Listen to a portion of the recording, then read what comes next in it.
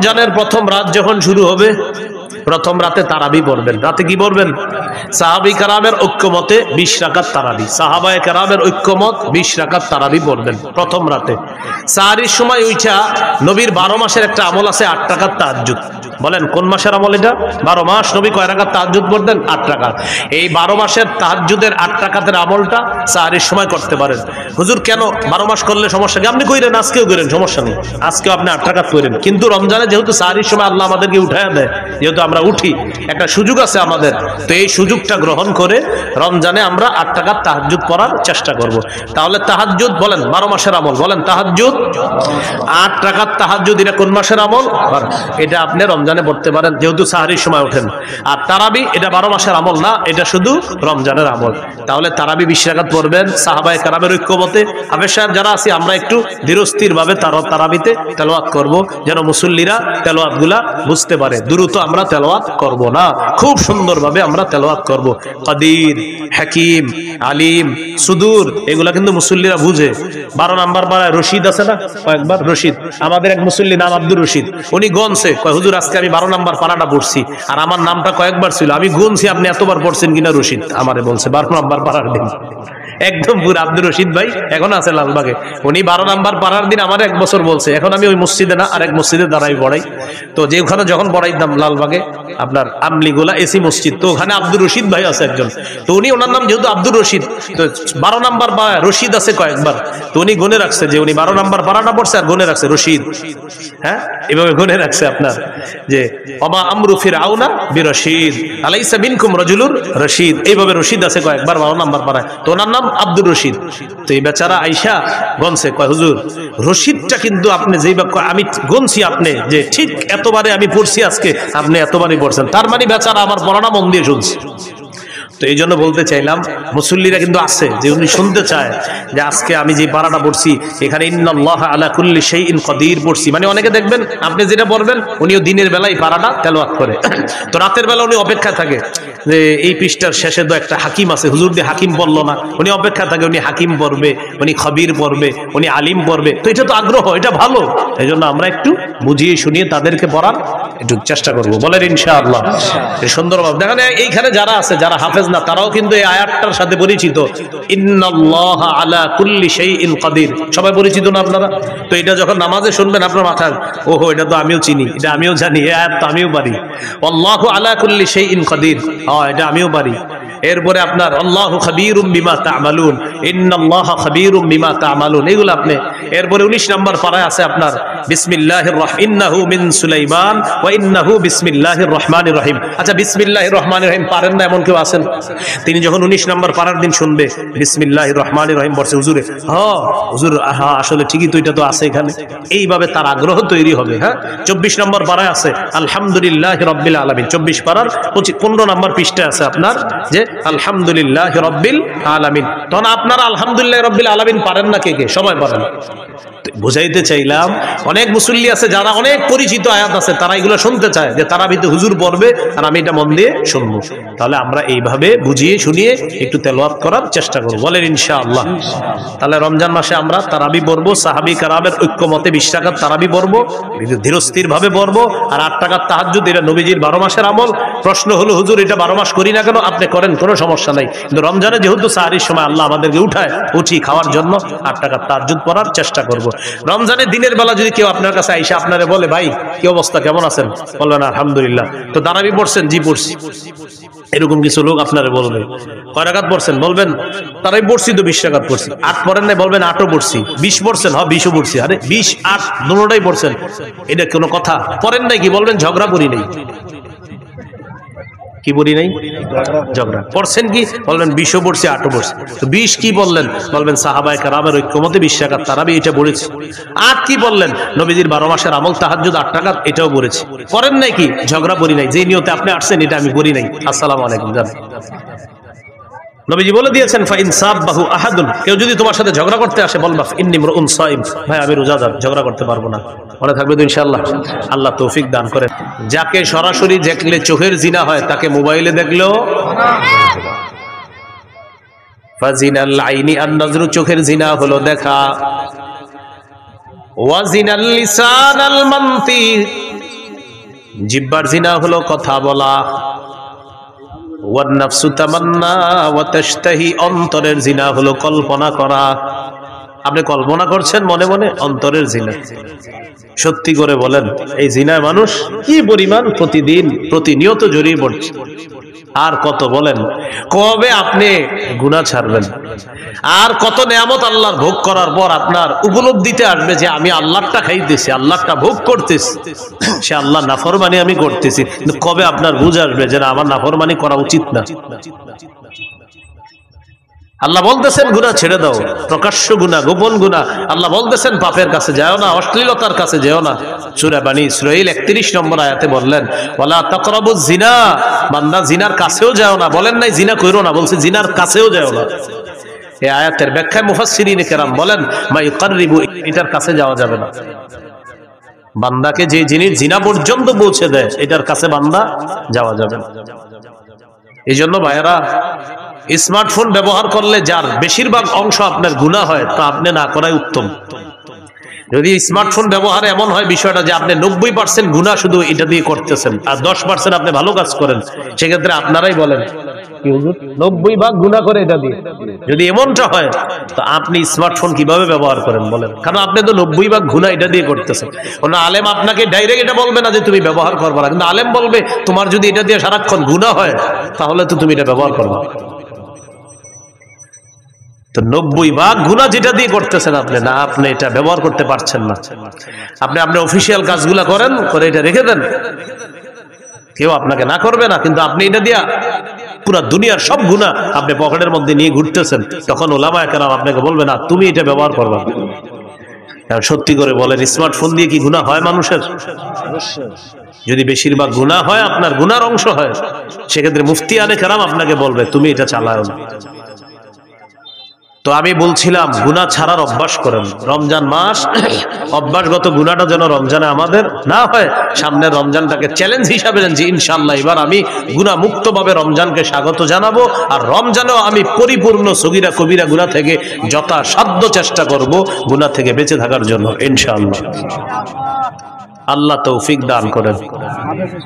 তাহলে শয়তান কোথায় বন্দী থাকে? রমজানে শিকলে। গুনাহ করি কেন? অভ্যাসগত গুনাহ। তাই কি করতে হবে? গুনাহ ছেড়ে দিতে হবে, গুনাহের কাছেও যাওয়া যাবে না। আল্লাহ পাপ থেকে বেঁচে থাকার তৌফিক দান করেন।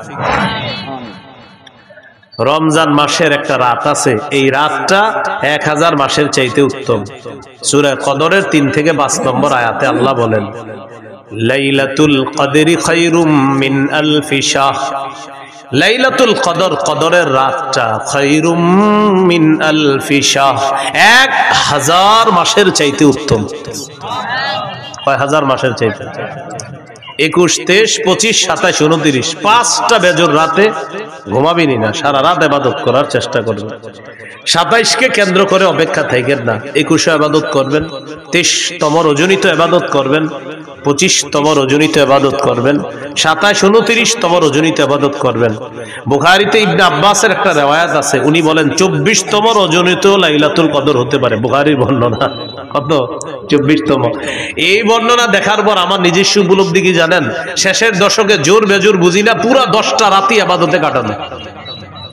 শেষের দশক পুরা ইবাদতে কাটান। এর সহজ সিস্টেম, ইতিকাফে বসে যান। ইতিকাফে বসে যান, বাস শেষ দশক, শেষ 10 রাতটা আপনি শুধু ইবাদতে কাটাবেন। এর সহজ উপায় কি? ইতিকাফে যদি বসে যান, তখন তো আপনি সারাক্ষণ ইবাদতে আছেন। সুবহানাল্লাহ। এইজন্য যারা ইতিকাফে বসে তারা তো লাইলাতুল কদর পেয়ে যাবে। তো যাই হোক, এই রমজানটা শেষের দশকটা একদম মনোযোগ সহকারে প্রতিদিন ইবাদত করবেন, প্রতি রাত বেশি থেকে বেশি ইবাদত করবেন। আল্লাহ তৌফিক দান করেন। এরপরেও যেন বেজর রাত্রিগুলো একটাও আমাদের মিস না হয়। মনে থাকবে তো ইনশাআল্লাহ? আল্লাহ তৌফিক দান করেন। এই হলো রমজান মাসের গুরুত্ব। এখন আমরা জানবো রোজার গুরুত্ব। রোজা সিয়াম। সৌমের আবিধানিক অর্থ হলো আল ইমতিনা, বিরত থাকা। সৌমের আবিধানিক অর্থ হলো বিরত থাকা। কথা না বলাকেও সৌম বলা হয়। কথা না বলাকেও কি বলা হয় ভাই? কথা না বলা কাকে বলে দেখেন তো? আমার দিকে তাকান, এই যে কথা বললাম না, চুপচাপ থাকলাম, এটাকে কি বলা হয়? সৌম বলা হয়। পেরেশান হয়েন না, ফ্যান খুঁজতেছেন, পেরেশান হয়েন না, সমস্যা নেই। আমার গরম দেখে উনি পেরেশান যে ফ্যান লাগবে না, ফ্যান লাগবে না। এটা হয় এই মুহূর্তগুলো আপনার হঠাৎ গরম হঠাৎ ঠান্ডা, কিছুদিন পরে হয়তো গরমকাল আল্লাহ তাআলা দিয়ে দিবেন।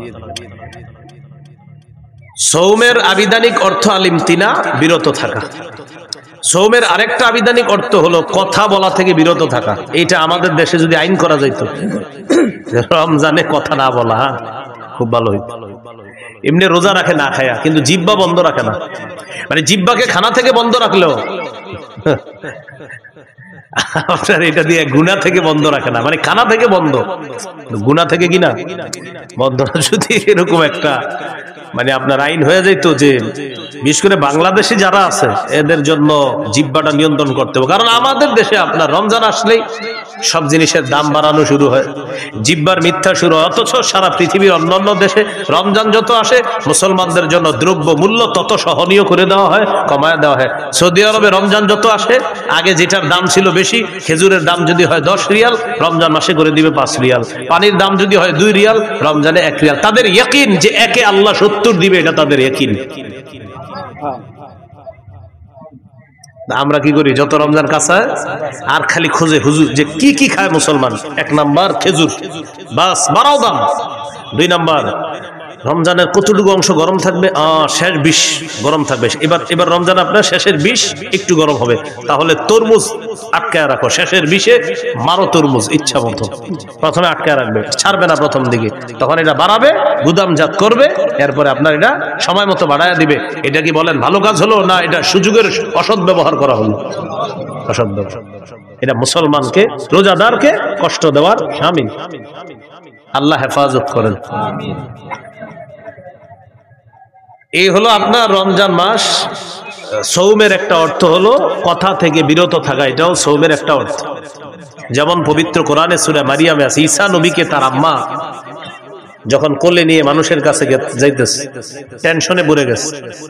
ঈসা নবীর আম্মা বলতেছে, আল্লাহ ইয়া লাইতানি মিততু ক্বাবলা হাযা, আহারে এই দৃশ্যের আগে যদি আমি মারা যাইতাম ভালো হইতো। ওয়াকুনতু নাসিয়াম মানসিয়া, আমার যদি সব ভুলাইয়া দেওয়া হইতো, আমি যদি এমন হইতাম যে সব ভুলে গেছি, তাহলে ভালো হতো। আমার যদি সবাই ভুলে যেত ভালো হতো, কারণ আমি এখন সন্তান নিয়ে যাব, আমার স্বামী নাই, কোনো পুরুষ আমাকে স্পর্শ করে না, জাতি তো আমাকে বলবে সন্তান করতে গেছে। তো বলতেছে ইয়া লাইতানি মিততু ক্বাবলা হাযা, হায় আমি যদি এর আগে মারা যাইতাম। ঈসা নবীর আম্মা এটা বলতেছে। তো আল্লাহ তাআলা ঈসা নবীর আম্মাকে বললেন, فَإِمَّا تَرَيِنَّ مِنَ الْبَشَرِ أَحَدًا فَقُولِي إِنِّي نَذَرْتُ لِلرَّحْمَنِ صَوْمًا فَلَنْ أُكَلِّمَ الْيَوْمَ إِنسِيًّا। তুমি যদি মানুষের মধ্যে কাউকে দেখো তোমারে ডিস্টার্ব করতে পারে মানুষ, তখন তুমি বলবা ইন্নী নাযারতু লিররহমানি সাওমা, আমি কথা না বলার মানত করেছি, আমি রহমানের জন্য কথা না বলার মানত করেছি। এই যে সাওমা, সাওমা মানে কথা না বলার মানত করা। তাহলে সাওমের একটা অর্থ কি? কথা না বলা। ফালান উকাল্লিমাল ইয়াউমা ইনসিয়া, আজ আমি কিছুতেই কার সাথে কথা বলবো না, কোনো মানুষের সাথে কথা বলবো না। মাহফিল হইতেছে না যারা, কিসের আওয়াজ? কিছু ব্যস্তেছে মনে হয় কেউ মাইক দিয়ে, নিষেধ করেন তো। এরকম আপনাদের মাহফিলের পাশে মাইক বাজবে কেন? আল্লাহ তাআলা বললেন, মারিয়াম তুমি কোন পুরুষকে যখন দেখবা, মানুষকে দেখার পর বলবা আমি রহমানের জন্য কথা না বলার মানত করেছি, আমি কারোর সাথে কথা বলবো না। খুব মন দিয়ে শুনবেন, বুঝাইতে চাইলাম সৌমের একটা অর্থ হলো কথা বলা থেকে বিরত থাকা। তো আমি বলতেছিলাম রমজান মাসে জিহ্বাটারে বিরত রাখার খুব চেষ্টা করা। কেন একটু বুঝেন। হাদিসে আসছে রাসূল সাল্লাল্লাহু আলাইহি সাল্লাম বলেছেন, সিয়াম হলো ঢাল, যতক্ষণ এই ঢালটাকে ছিদ্র না করা হবে। বলেন তো সিয়াম কি? ঢাল, জাহান্নাম থেকে বাঁচার ঢাল। এটাকে যতক্ষণ কি না করা হবে, ছিদ্র। রোজা নামক ঢাল ছিদ্র হয় দুটি অপরাধে। কয় অপরাধে? মিথ্যা এবং গীবত। এখন আপনারা বলেন মিথ্যা গীবত হয় কি দিয়ে? জিহ্বা দিয়ে। তাহলে রমজানের রোজাটা হলো ঢাল, ততক্ষণ যতক্ষণ এটাকে ছিদ্র না করা হবে। রমজান নামক রোজা বা রমজানের মাসের যে রোজা, এই রোজা নামক ঢালটা ছিদ্র হয় দুটি অপরাধে। একটি হলো মিথ্যা বলা, আরেকটি হলো গীবত করা। মিথ্যা এবং গীবত হয় জিহ্বা নামক অঙ্গের মাধ্যমে। তাই আজকে থেকে চেষ্টা করা আমরা জিহ্বাকে নিয়ন্ত্রণ করা, এটার মাধ্যমে যেন আমাদের রোজাগুলা ছিদ্র না হয়, যথাসাধ্য চেষ্টা করা। আল্লাহ হেফাজত করেন। তাহলে এবার আপনারা বলেন, রোজা ছিদ্র হয় কয় অপরাধে? কি কি? মিথ্যা আর গীবত হয় কোন অঙ্গের মাধ্যমে? তাহলে জিহ্বাকে এখন থেকেই সংযত করা, নিয়ন্ত্রণ করা। আল্লাহ তৌফিক দান করেন। তিরমিজির হাদিস 2406 নম্বর হাদিস, 2406। এই হাদিসের বর্ণনাকারী উকবা ইবনে আমির রাদিয়াল্লাহু তাআলা তিনি রাসূল সাল্লাল্লাহু আলাইহি সাল্লামকে প্রশ্ন করলেন, মান নাজাতু ইয়া রাসূলুল্লাহ, ওগো আল্লাহর রাসূল, মুক্তির উপায় কি আমি আপনার কাছে জানতে চাই। রাসূলুল্লাহ সাল্লাল্লাহু আলাইহি সাল্লাম বললেন, মুক্তির উপায় তিনটি। ভাই, মুক্তির উপায় কয়টি? তিনটি। এক নাম্বার, আমসিক আলাইকা লিসানাক, তুমি তোমার জবান সংযত রাখবা, জিহ্বা সংযত রাখবা। এটা মুক্তির এক নাম্বার উপায়। এখান থেকে বোঝা যায় জিহ্বা আপনাকে বিপদে ফেলবে। নবী বললেন, মুক্তির এক নাম্বার উপায় জবান নিয়ন্ত্রণ করবা। দুই নাম্বার, ওয়ালিয়াসাকা বাইতুকা, তোমার ঘর যেন তোমার জন্য প্রশস্ত হয়। এটার উদ্দেশ্য হলো আপনি কাজ শেষ করে তাড়াতাড়ি বাসায় চলে যাবেন। 6টা বাজে বাসায় যাওয়ার কথা, আপনি রাত 10টা 11টা বাজছে এখনো বাসায় যান না। স্ত্রী ফোন দিয়েছে, কি ব্যাপার, 6টায় বাসায় আসার কথা, সর্বোচ্চ 6:30 7টা বাজতে পারে, আপনি এখনো আসেন নাই কেন? বন্ধুদের সাথে আসি। না, বন্ধুদের সাথে থাকা যাবে না। আপনার কাজ শেষ, বাসা, বাসা থেকে বের হয়েছেন কাজ, হয়তো কাজে নয়তো বাসা, নয়তো বাসা নয়তো কাজে, অন্য কোথাও থাকবেন না। নবী বলেন, মুক্তির 2 নম্বর উপায় বাসায় থাকো। কেন? কারণ বাহিরে যেই গুনাহগুলো আপনি করবেন, আপনার স্ত্রী, সন্তান, মা বাবার সামনে সেগুলা মন চাইলেও করতে পারবেন না। তাই নবী বললেন, মুক্তির 2 নম্বর উপায় বাসায় থাকো। ওয়ালিয়াসাকা বাইতুকা, ঘর যেন তোমার জন্য প্রশস্ত হয়। তাহলে কি শিখলাম? আড্ডাবাজি করা যাবে না। 3 নাম্বার, ওয়াবকি আলা খাতিআতিক, তুমি তোমার গুনাহের জন্য কান্নাকাটি করো। তুমি তোমার গুনাহের জন্য কান্নাকাটি করো। তাহলে এখানে মুক্তির 3টা উপায়। 1 নাম্বার, জিহ্বা সংযত রাখা, জবান সংযত করা। বলেন তো, রোজা নামক ঢাল ছিদ্র হয় কয় অপরাধে? কি কি? মিথ্যা গীবত হয় কি দিয়ে? নবী মুক্তির উপায় বলছে কয়টা? এর মধ্যে 1 নাম্বার কি নিয়ন্ত্রণ করা? জিহ্বা। তিরমিজির হাদিস 2407 নম্বর হাদিস, 2407। এই হাদিসের মধ্যে আসছে, ক্বালা রাসূলুল্লাহ সাল্লাল্লাহু আলাইহি ওয়াসাল্লাম, ইযা আসবাহা ইবনু আদামা ফাইন্নাল আ'যাআ কুল্লাহা তুকাফফিরুল লিসান, ইত্তাকিল্লাহা ফীনা ফাইন্নামা নাহনু বিকা ফাইন ইসতাকামতা ইসতাকামনা ওয়া ইন ওয়াজাজতা ইওয়াজাজনা। আদম সন্তান যখন সকালে ঘুম থেকে ওঠে, আমরা যখন আগামীকাল সকালে ঘুম থেকে উঠবো, আমার আপনার সমস্ত অঙ্গ প্রত্যঙ্গ গুলা জিহ্বাকে ডাক দেয়। কাকে? জিহ্বাকে ডেকে বলে, ইত্তাকিল্লাহা ফীনা, ও জিহ্বা, আমাদের ব্যাপারে আল্লাহকে ভয় করো। পা জিহ্বাকে ডাক দেয়, হাত জিহ্বাকে ডাক দেয়, নাক জিহ্বাকে ডাক দেয়, চোখ জিহ্বাকে ডাক দেয়, কান জিহ্বাকে ডেকে বলে, ও জিহ্বা, আমাদের ব্যাপারে আল্লাহকে ভয় করো। কারণ আমরা তোমার মাধ্যমে নিয়ন্ত্রিত। জিহ্বাকে বলে সবাই, জিহ্বা, তুমি যদি সোজা থাকো আমরাও সোজা থাকবো, ঠিক থাকবো। জিহ্বা, তুমি যদি বাঁকা হয়ে যাও আমরাও বাঁকা হয়ে যাও। তাহলে বলেন তো, রোজা নামক ঢাল ছিদ্র হয় কয় অপরাধে? কি কি? মিথ্যা গীবত হয় কোন অঙ্গ দিয়ে? জিহ্বা দিয়ে। সমস্ত অঙ্গ প্রত্যঙ্গ কাকে বস মানে? জিহ্বা। জিহ্বা বস সবার, এজন্য এটা নিয়ন্ত্রণ করেন না। তিরমিজির হাদিস 2408 নম্বর হাদিস, قال رسول الله صلى الله عليه وسلم من يتكفل لي ما بين لحييه وما بين رجليه اتكفل له بالجنة। রাসূলুল্লাহ সাল্লাল্লাহু আলাইহি সাল্লাম বলেন, আমার কোন উম্মত যদি দুটি অঙ্গের নিশ্চয়তা আমাকে দিতে পারে যে সে জিহ্বা দিয়ে গুনাহ করে না আর লজ্জাস্থান দিয়ে গুনাহ করে না, দুই চোয়ালের মাঝের অঙ্গ তথা জিহ্বা, দুই রানের মাঝের অঙ্গ তথা লজ্জাস্থান, এই দুটি অঙ্গ দিয়ে সে গুনাহ না করার নিশ্চয়তা যদি আমাকে দিতে পারে, আমি নবী তাকে জান্নাতে নেওয়ার জিম্মাদার হয়ে যাব। তিরমিজির হাদিস 2409 2409 قال رسول الله صلى الله عليه وسلم من وقاه الله شر ما بين لحييه وما بين رجليه دخل الجنة।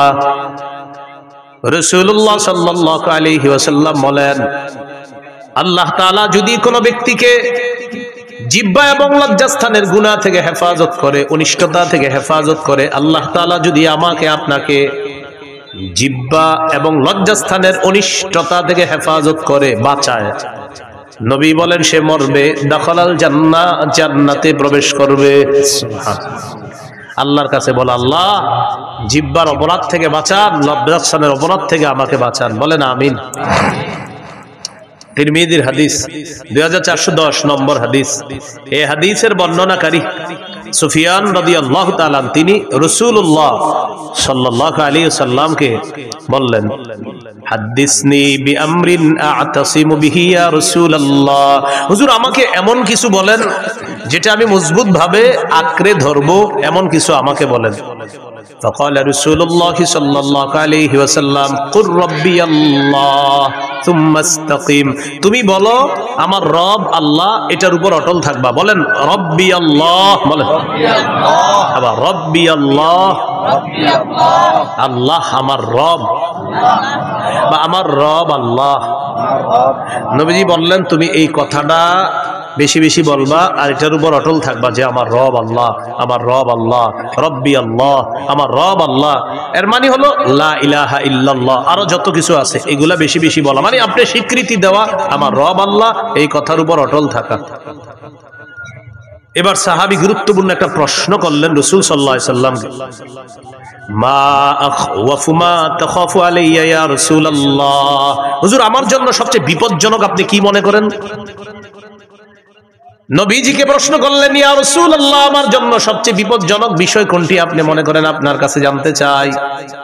ফাখাযা বিলিসানি নাফসিহি, নবী নিজের জিহ্বা মুবারক ধরে বললেন হাযা, এটা, হাযা এটা, নবী নিজের জিহ্বা ধরে বললেন এটা, এটা তোমার জন্য সবচেয়ে বিপজ্জনক মনে করি। কেমন যেন আমাকে আপনাকে সকলকে এটা দ্বারা আল্লাহ রাসূল হুঁশিয়ার বানিয়ে দিচ্ছেন। এক সাহাবীকে নবীজি বলতেছেন তোমার জন্য সবচেয়ে বিপজ্জনক মনে করি, নিজের জিহ্বা দেখায় বলতেছে হাযা, এটা এটা এটা। শুধু কি সাহাবীকে বলেছেন না আমাদের সকলকে? সকলকে, এটা এটা সবচেয়ে বিপজ্জনক। তাহলে মূল কথায় চলে আসি, রোজা ছিদ্র হয় কয় অপরাধে? কি কি? মিথ্যা গীবত হয় কোন অঙ্গ দিয়ে? জিহ্বা। সবচেয়ে বিপজ্জনক অঙ্গের নাম কি? সমস্ত অঙ্গ প্রত্যঙ্গের বসের নাম কি? জিহ্বা। সবাই সকালবেলা কারে ডাকতে থাকে? জিহ্বা। তাহলে এটা বেশিরভাগ মানুষকে জাহান্নামে নিবে, আল্লাহ হেফাজত করেন। তিরমিজির হাদিস 2616 নম্বর হাদিস, 2616 হাদিসের বর্ণনাকারী মুআয ইবনে জাবাল রাদিয়াল্লাহু তাআলা তিনি বলেন, কুনতু মা রাসূলিল্লাহি সাল্লাল্লাহু আলাইহি ওয়াসাল্লাম ফি সাফারিন, আমি রাসূলুল্লাহ সাল্লাল্লাহু আলাইহি সাল্লামের সাথে এক সফরে ছিলাম। فأصبحت يوما قريبا منه ونحن نسير فأصبحت قريبا منه ونحن نسير, নবীর সাথে এক সফরে ছিলাম। সফরে চলতে চলতে একদিন সকালবেলা নবীর কাছাকাছি পৌঁছে গেলাম। বুঝছেন তো সফরটা, মানে ওই যুগের সফর কেমন হতো, কেউ হেঁটে কেউ ঘোড়ায়, তো এইভাবে লম্বা বাহিনী। তো সাহাবী বলেন ওই সফরের মধ্যে আমিও ছিলাম। আমি একদিন নবীর কাছাকাছি চলে গেলাম সকালবেলা নবীর কাছাকাছি যাওয়ার পর আমি নবীজিকে গুরুত্বপূর্ণ একটা বিষয়ে জানতে চাইলাম। তাহলে এই বিষয়গুলো আমাদের গুরুত্ব সহকারে জানতে হবে। হ্যাঁ, সবাই খুব মন দেন।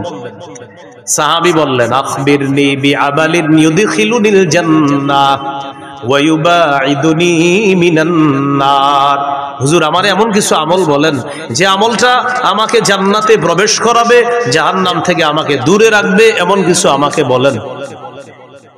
فقال رسول الله صلى الله عليه وسلم নবীজি বললেন তা'বুদুল্লাহ লা তুশরিকু বিহি শাইআ। রাসূলুল্লাহ সাল্লাল্লাহু আলাইহি সাল্লাম বললেন তুমি আল্লাহর ইবাদত করবা, আল্লাহর সাথে শিরিক করবা না। ওয়া তুকিমুস সালাহ তুমি নামাজ কায়েম করবা। ওয়া তুতিজ যাকাত তুমি যাকাত আদায় করবা। ওয়া তাহুজ্জুল বাইতা তুমি হজ করবা। ওয়া তাসুমু রমাদান তুমি রমজানে রোজা রাখবা। এখন বলেন তো ইসলামের মৌলিক বিধানগুলো চলে আসছে না কথার মধ্যে?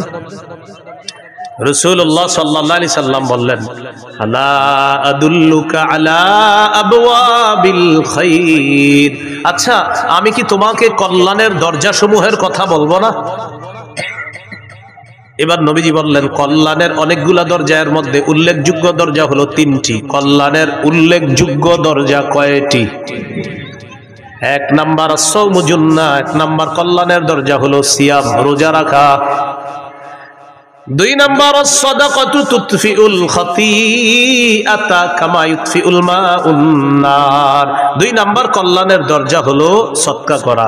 সদকা এমন একটি ইবাদত, পানি যেমন আগুনকে নিভিয়ে দেয়, সদকা মানুষের গুনাহগুলোকে ধুয়ে মুছে সাফ করে দেয়। তুতফিউ নিভিয়ে দেয়, সদকা গুনাহকে মিটিয়ে দেয়, নিভিয়ে দেয়। পানি যেমন আগুনকে নিভিয়ে দেয়, তো সদকা গুনাহকে এমন ভাবে মিটিয়ে দেয়, বিলীন করে দেয়, পানি যেমন আগুনকে বিলীন করে দেয়, মিটিয়ে দেয়। তো সদকা 2 নাম্বার দরজা। 3 নাম্বার ওয়া সালাতুর রাজুলি মি জাওফিল লাইল রাতে তাহাজ্জুদ পড়া। কি পড়া? রাতে তাহাজ্জুদের নামাজ পড়া রাতের বেলা। এখন আপনার রিজিক দরকার, কল্যাণ দরকার, তো এই 3 ইবাদত বাড়ায় দিতে হবে আপনার। রোজা রাখা, সদকা করা, তাহাজ্জুদ পড়া। বলতে পারেন হুজুর আমার তো টাকাই নেই, সদকা করবো। 1 টাকা দিবেন, 1 টাকা থাকলে 1 টাকায় সদকা করবেন। তাহলে রোজা রাখা, সদকা করা, তাহাজ্জুদ পড়া, এটা হলো আপনার কল্যাণের দরজা। নবীজি এটা বলার পর বললেন আলা উখবিরুকা বিরাসিল আমরি কুল্লিহি ওয়া আমুদিহি ওয়া দিরওয়াতি সানামি। আচ্ছা আমি কি তোমাকে কোন জিনিসের মূল কোনটা এটা বলবো না, খুঁটি কোনটা এটা বলবো না, আর সর্বোচ্চ চূড়া কোনটা এটা বলবো না? তখন নবী বললেন রাসুল আমরি আল ইসলাম, মূলের নাম ইসলাম। সুবহানাল্লাহ। ভাই মূলের নাম কি? ওয়া আমুদুহু আস-সালাহ, খুঁটির নাম নামাজ।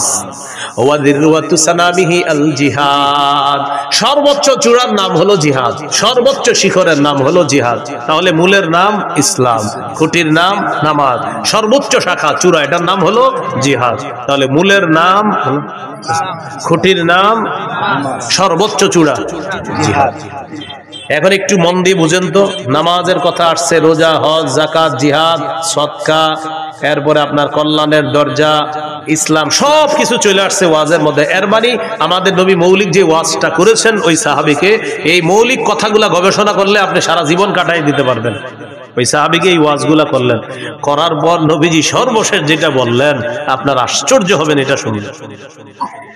নবীজি এগুলা বলার পর সাহাবীকে বললেন আলা আদুল্লুকা আলা মালাকি যালিকা কুল্লিহি, আমি যে তোমাকে এতগুলা কথা বললাম, ইবাদত করতে বললাম, নামাজ পড়তে বললাম, যাকাত দিতে বললাম, হজ করতে বললাম, রোজা রাখতে বললাম, কল্যাণের দরজাসমূহের পরিচয় তোমাকে দিয়ে দিলাম, সদকার কথা বললাম, তাহাজ্জুদের কথা বললাম, জিহাদের কথা বললাম, খুঁটির কথা বললাম, সর্বোচ্চ চূড়া জিহাদ এটার কথাও বললাম, ইসলামের কথাও বললাম। নবীজি বলেন এই সবগুলা বিষয় তোমাকে বললাম, এর সার নির্যাসটা কি আমি তোমাকে বলবো না? এগুলার সার নির্যাসটা কি তোমাকে বলবো না? সার নির্যাসটা এখনো বাকি আছে, সেটা কি তোমাকে বলবো না? এখন আপনারা বলেন সার নির্যাসটাই তো আমাদের দরকার। সাহাবী অবাক, এতক্ষণ সুন্দর ওয়াজ করলেন নবীজি, এখনো নাকি সার নির্যাস বাকি। তো নবী সার নির্যাস বলার সময় বললেন আখাযা বিল ইনসানিহি, জিহ্বা ধরলেন, ধরার পর বললেন মুআজ কুফা আলাইকা হাযা, এটা নিয়ন্ত্রণ করো, উপরের সব ওয়াজ ঠিক থাকবে, এটা নিয়ন্ত্রণ করো, সব ঠিক থাকবে। মানুষ জিহ্বার মাধ্যমে তার আমলগুলো নষ্ট করে দেয়, সব বরবাদ করে দেয়। রাতে তাহাজ্জুদ পড়ছে 3টার দিকে, কয়টা? পাশাপাশি 2 জন হাঁটে সকালে, তো আমি ওনারে খালি বলি আপনার বিড়াল না 3টা বাজে এত ডিস্টার্ব করে ওনারে। উনি আমার একদিন বলে, আচ্ছা 3টায় ডেলি আপনার ডিস্টার্ব করে কেন? আমি বললাম 3টায় তাহাজ্জুদ পড়ি তো, এই জন্য বিড়ালটা ওই সময় আমার ডিস্টার্ব। মানে আমার এতদিন বিড়াল বলার মাকসাদ হলো ওনারা জানানো আমি যে 3টায় তাহাজ্জুদ পড়ি। আসলে ওনার বিড়াল ডিস্টার্ব করে এটা আমার মূল উদ্দেশ্য না। উদ্দেশ্য উনি আমারে বলবে যে আচ্ছা বিড়ালটা 3টায় ডিস্টার্ব করে যেন আপনার 3টা একেও না 59ও না 2টা, কিন্তু 3টায় ডেলি ডিস্টার্ব না করে কেন? আসলে ভাইজান আমি 3টায় তাহাজ্জুদ পড়ি তো এই জন্য ডিস্টার্ব করে। উদ্দেশ্য আমি তাকে জানানো যে আমি যে তাহাজ্জুদ পড়ি, জিহ্বা রাতের আমলগুলা সব বরবাদ করে দিন। ভাই কথা বুঝে আসছেনি? তো নবীজি বললেন সব ঠিক থাকবে, এইটা ঠিক রাখো। এটা সাহাবী প্রশ্ন করলেন, ইন্না লামুআখাযুনা বিমা নাতাকাল্লামু বিহি ইয়া রাসূলুল্লাহ, ইয়া রাসূলুল্লাহ জিহ্বার অপরাধেও কি আমাদেরকে পাকড়াও করা হবে, ধরা হবে? আপনার কাছে জানতে চাই। নবীজি বললেন, হাল ইয়াকুবুন নাসা ফিন-নারি আলা ওয়ুজুহিহিম আও আলা মানাখিরিহিম ইল্লা হাসাইদু আলসিনাতিহিম। বেশিরভাগ মানুষের মাথাটা নিচের দিকে, পাগুলা উপরের দিকে দিয়ে জাহান্নামে সাথে নিক্ষেপ করা হবে শুধু তার জিহ্বার কর্তৃত ফসলের কারণে, জিহ্বার অপরাধের কারণে তাকে জাহান্নামে নিক্ষেপ করা হবে শুধুমাত্র জিহ্বার অপরাধে। তাহলে বলেন বেশিরভাগ মানুষ জাহান্নামে যাবে কোন অঙ্গের অপরাধে? রোজা ছিদ্র হয় কোন অপরাধে? কি কি? মিথ্যা গীবত হয় কোন অঙ্গ দিয়ে? জিহ্বার কারণে বেশিরভাগ মানুষ কোথায় যাবে? নবী বললেন জাহান্নাম থেকে বাঁচার ঢাল হলো রোজা। রোজা ছিদ্র হয় মিথ্যা আর গীবতের মাধ্যমে, মিথ্যা গীবত হয় জিহ্বা দিয়ে। নবী বলেন জিহ্বার কারণে বেশিরভাগ মানুষ জাহান্নামে। আল্লাহ আমাদেরকে হেফাজত করে। তাহলে জিহ্বার গুনাহ থেকে বাঁচবো তো ইনশাআল্লাহ। এই হলো সওমের আবিধানী গর্ত, মনে আছে না? মনে নাই? সওমের আবিধানী গর্ত বিরত থাকা, আর আরেকটা হলো বললাম কতনা। 3টি জিনিস থেকে বিরত থাকার নাম মৌলিকভাবে সিয়াম। খানা পান করা, স্ত্রী সহবাস থেকে বিরত থাকা, এটার নাম হলো সিয়াম। এটা পারিভাষিক অর্থ। রমজানের রোজা যে ফরজ করা হয়েছে 4টি ধাপে ফরজ করা হয়েছে। কয় ধাপে? বাস একটু যদি আপনারা মন দিয়ে শোনেন আশা করি বিষয়গুলো ক্লিয়ার ভাবে বুঝে আসবে। একটু আমার সাথে বলেন। বলেন অভ্যাস, আদেশ, ফরজ, তবে একটু ছাড়। বলেন 4 নাম্বার ফরজ, কোনো ছাড় নাই। আবার 1 নাম্বার, বলেন 1 নম্বর অভ্যাস, 2 আদেশ, 3 ফরজ, তবে ধনীদের জন্য ছাড় ছিল। বলেন ধনীদের জন্য। 4 নাম্বার, বলেন 4 নাম্বার ধনী গরিব সবার উপর ফরজ, কোনো ছাড় নাই। এই 4টি ধাপে রমজানের রোজা ফরজ করা হয়েছে। 1 নাম্বার অভ্যাস, তিরমিজির হাদিস, 761 নম্বর হাদিস। আবু যর গিফারি রাদিয়াল্লাহু তাআলা আনহুকে রাসূলুল্লাহ সাল্লাল্লাহু আলাইহি সাল্লাম বলেন, আবু যর ইযা সুমতা মিনাশ শাহরি সালাসাতা আইয়াম, তুমি যদি প্রত্যেক মাসে 3টি রোজা থাকতে চাও, ফাসুম সালাসা আশরাতা ওয়া আরবাআ আশরাতা ওয়া খামসা আশরাতা, তুমি যদি প্রতি মাসে 3টি রোজা রাখতে চাও তাহলে 13, 14, 15 রাখবা। যদি চাও তাহলে রাখবা। অভ্যাস, মন চাইলে রাখতে পারো। তাহলে প্রথমে নবী অভ্যাস করাইলেন সাহাবায়ে কেরামকে যে তুমি যদি 3টা রোজা রাখতেই চাওই মাসে তাহলে 13, 14, 15 আরবি মাসের এই রোজাগুলা রাখবা। আর হাদিসে আসছে মান সামা সালাসাতা আইয়ামিন মিন কুল্লি শাহরিন কানা কামান সামা দাহর, যে ব্যক্তি প্রতি আরবি মাসে 3টা রোজা রাখবে, এর মানে 3, 11, 33টা রোজা। প্রতি আরবি মাসে 3টা রোজা। মা বোনদেরকে এই কথাগুলো বললেন, তারা এই রোজাগুলো রাখতে খুব আগ্রহী। পুরুষরা হয়তো কাজ টাজ করে, অনেকে রাখে না। প্রতি আরবি মাসে 3টা রোজা যদি রাখে কেউ, তাহলে 3, 11 কয়টা হয়? 33টা। এই 3, 11, 33টা রোজা, প্রতি আরবি মাসে 3টা রোজা যদি কেউ রাখে, কানা কামান সামাদ দাহর, সে কেমন যেন সারা বছর রোজা রাখে। যদি এই অফারটা রমজান মাসের পরে শাওয়াল মাসেও আছে। রাসূলুল্লাহ সাল্লাল্লাহু আলাইহি সাল্লাম বলেন, মান সামা রমাদান, যে ব্যক্তি রমজানের পুরা রমজান রোজা রাখলো, সুম্মা আতবাহু সিত্তাম মিন শাওয়াল, এরপরে শাওয়ালের 6টা রোজা রাখবে, কানাকা সিয়ামিদ দাহরি কুল্লি, সে যেন সারা বছর রোজা রাখলো। তাহলে একটা হলো 11 মাস, 3, 11, 33টা, এটা একটা অফার আছে। আর একটা হলো শাওয়ালের 6টা রোজা, ওইটা একটা অফার আছে।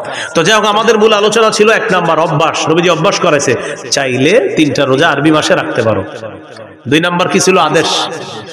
সহিহ বুখারীর 2002 নম্বর হাদিস, আয়েশা সিদ্দিকা রাদিয়াল্লাহু তাআলা আনহার বর্ণনা, তিনি বলেন কানা ইয়াউমু আশুরা, আশুরার দিনটা এমন ছিল, তাসুমুহু কুরাইশুন ফিল জাহিলিয়াহ, জাহিলি যুগে কুরাইশরা মুহররমের 10 তারিখে রোজা রাখত।